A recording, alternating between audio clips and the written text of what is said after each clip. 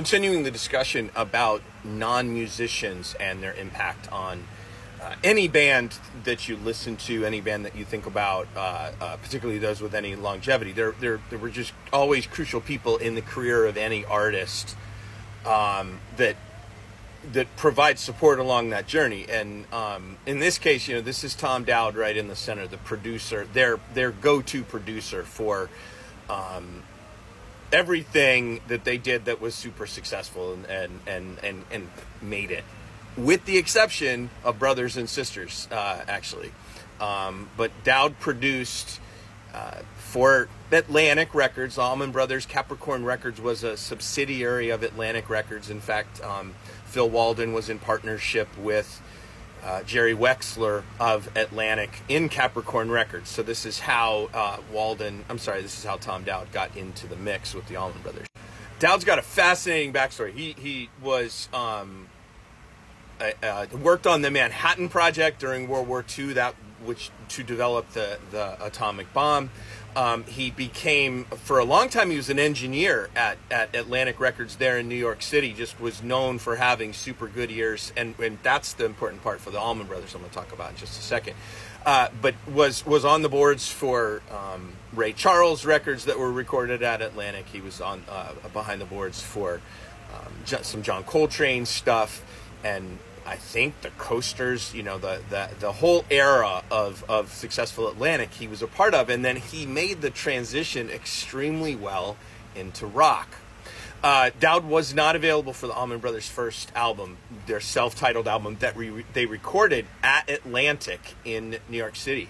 For whatever reason, I don't remember the reason why, but he was available for Idolwild South. And the story goes, it's a story I put in Play All Night, is he was in Macon doing some business with Capricorn, doing some business with Phil Walden, heard the Allman Brothers Band rehearsing. This was maybe going to be like February of 1970. They were rehearsing for what became their second record, Idolwild South.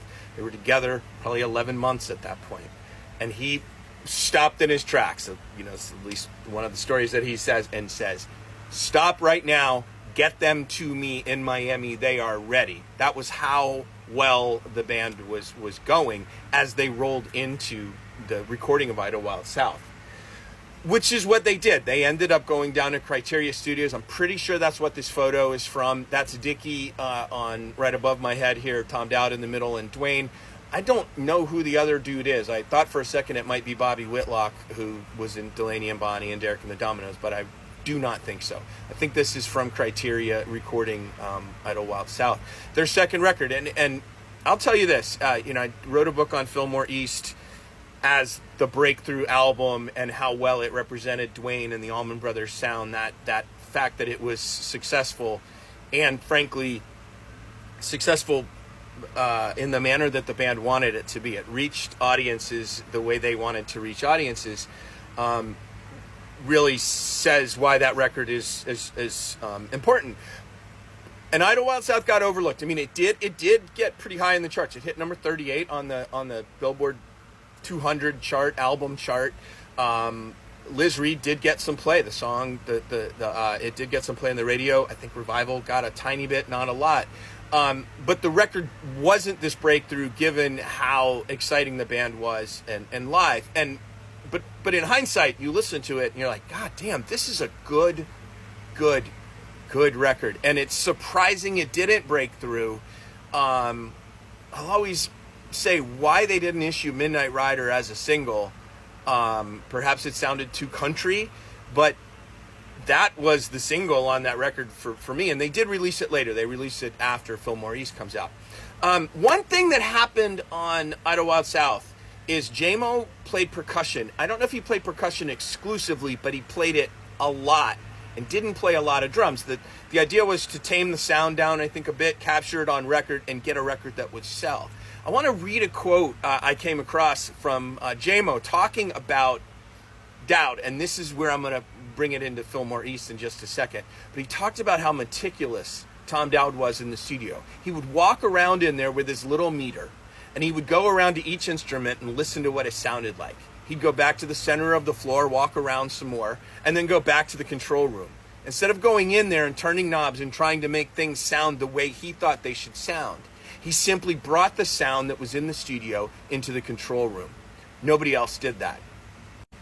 Dowd worked with the band on Idolwild South, then At Fillmore East, then Eat a Peach. He took a long break after that.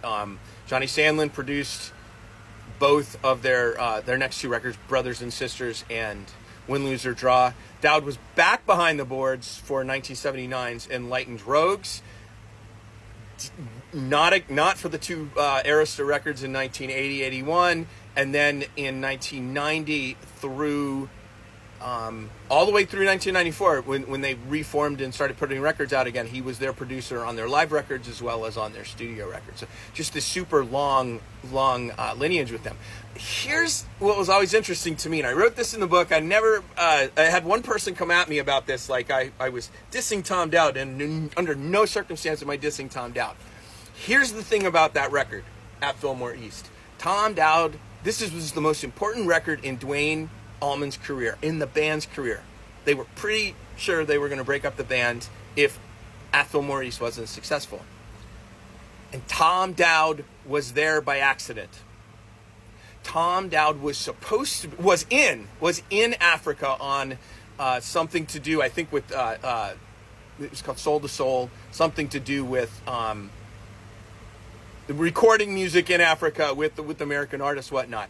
He was supposed to, I think, fly to London to do something, and when he got to Paris, London was snowed in, so he said, hell, I'll fly back to New York. Flew back to New York, calls up and says, this is March, this would be the March 11th. Calls up Atlantic Studio, says, hey, what's going on? I'm back in town, just letting you know. And they're like, well, you know what? The Allman Brothers are recording downtown at Fillmore East.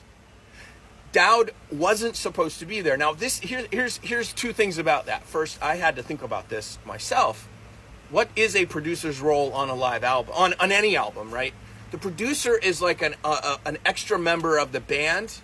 Sometimes they play instruments, oftentimes they don't. But they are there to help the band, to help bring out from the band what the band wants to accomplish. That's a real simple way to say it. It's a very, very symbiotic relationship. And it's why when artists switch producers, they're looking for somebody to tell them something slightly different, and or there's a myriad reasons for it. I don't need to get into that. And Dowd had done his work with them on that. Like, that's what Idolwild South was. And one of the quotes that came out of that era was, he said they would work the songs out on the road, Duane and the band, and they would be like, it's not quite there. Let's go play a couple weeks. We'll come back and we'll tackle it again. So Dowd had already done all his work with them. The Allman Brothers arrangements were done. The songs were done. They were locked in.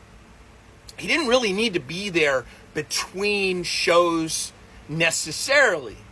The serendipity is two things. Number one, Tom Dowd was a brilliant fucking engineer. Brilliant. And I will tell you, I'm deaf in one ear, born deaf in one ear.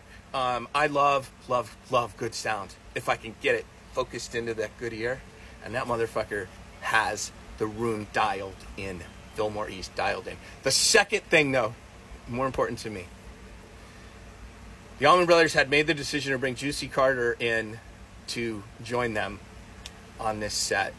And Juicy did not have a good feel for the Allman Brothers music, at least at that moment. Nothing he's done with them I've ever enjoyed very much. He didn't have a good feel for it. And Dowd said, can it, Duane? This is not the time to try that.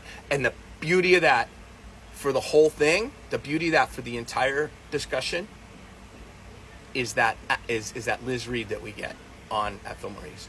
Note fucking perfect. 10 times better than what they put on Idolwild South, which is actually not bad if you go back and review it. But everything else, every other Liz Reed from that weekend has Juicy Carter on sax. So Tom Dowd, just a genius. I'm not even getting into all the other things that he did with them. I saw that quote, thought about how much I love the sound of that record and all he did. And, he's the seventh member of the band in that era. Tom Dowd, At Fillmore East, long live the Allman Brothers Band.